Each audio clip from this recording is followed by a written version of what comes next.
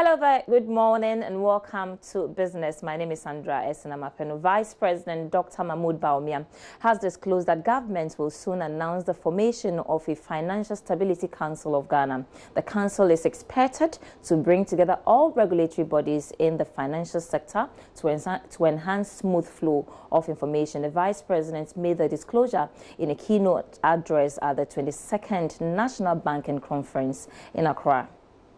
According to the Vice President, Dr. Mahmoud Bawumia, lack of information flow among regulators in the financial sector will end after the inauguration of the Council. The Council will have representatives from the Bank of Ghana, Securities and Exchange Commission and the National Insurance Commission, among others.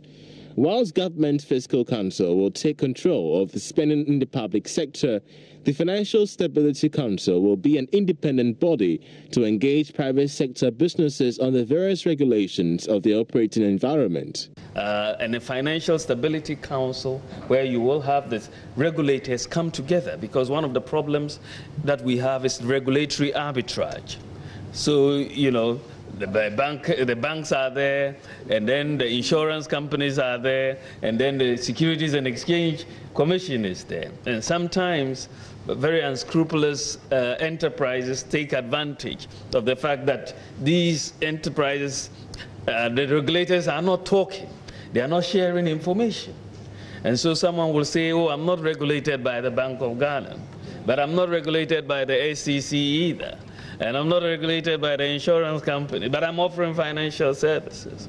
And you have these issues. But the President will announce the Financial Stability Council, as I said, in the next few weeks.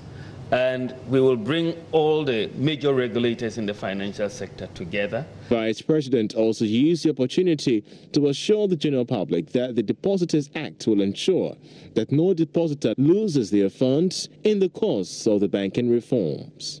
While you may think that some practices are profitable, they may not endear you to depositors who, believe it or not, are always watching your corporate behavior. Will the introduction of deposit insurance boost confidence in the banking system? Yes, but only to the extent that depositors believe the regulator is still on top of its game and not shirking its responsibilities to check against adverse selection and moral hazard behavior. Through the implementation of the Deposit Insurance Act,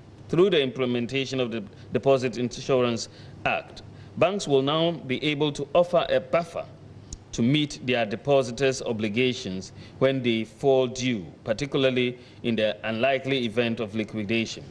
This year's banking conference highlights key points for restoring confidence in the banking industry.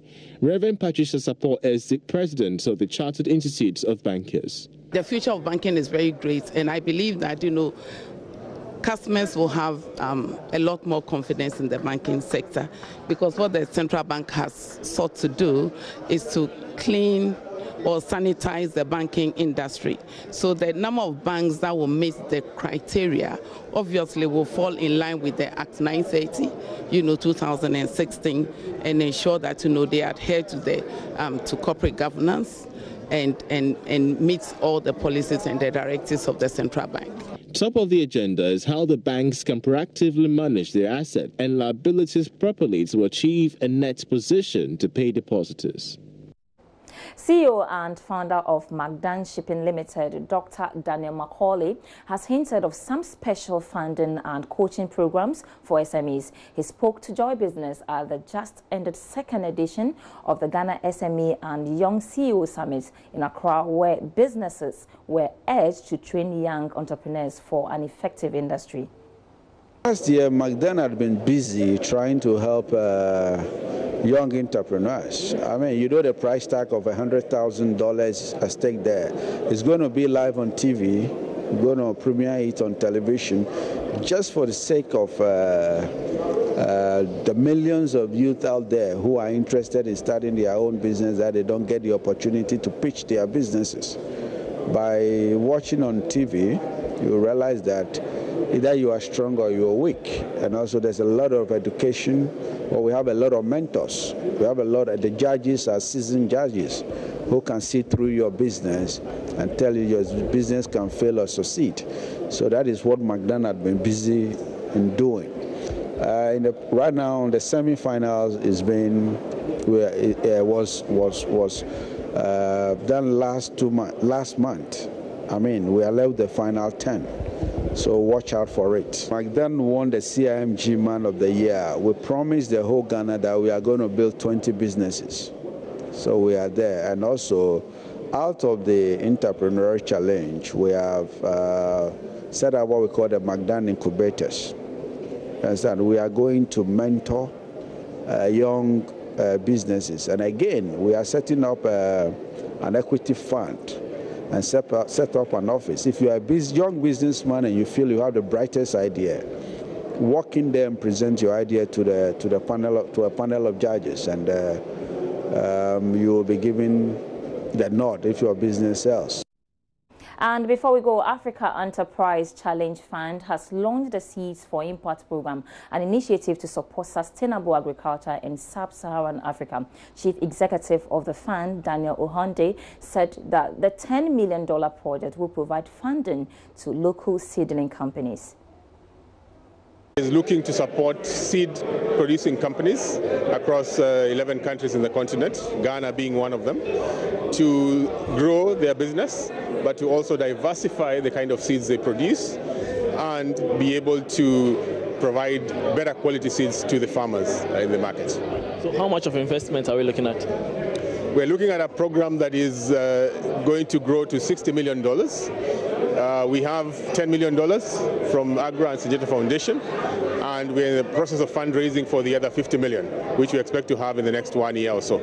We are keen on looking at companies that are going to be able to survive and sustain themselves over a long period of time.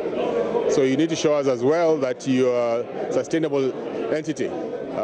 Because this is a portion of the funding is grant, but a portion of the funding also is debt, which means you'll have to pay back. Soft debt, but it's something that you need to be a viable company that can then pay it back over time. It significantly helps us to get closer to the smallholder farmer in terms of the impact we create, so that's a good thing.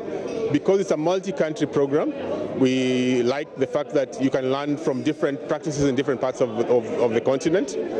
So seed companies in Ghana, for example, can learn from what's going on in Senegal, what's going on in Nigeria, what's going on in Kenya and different countries. So we think that that's an interesting aspect. We believe it's important for us as well because as ACF, we are aligned with government and other entities who look at what feeding the continent is all about, because we believe that without good seed, we are not able to feed this continent. Africa will remain a net importer of food for a very long time unless we are able to provide quality seeds, among other things, of course. That's all for business with me, Sandra Esinama-Penu. Do log on to myjoyonline.com/business for more business updates. And Abigail Senasos is standing by for sports.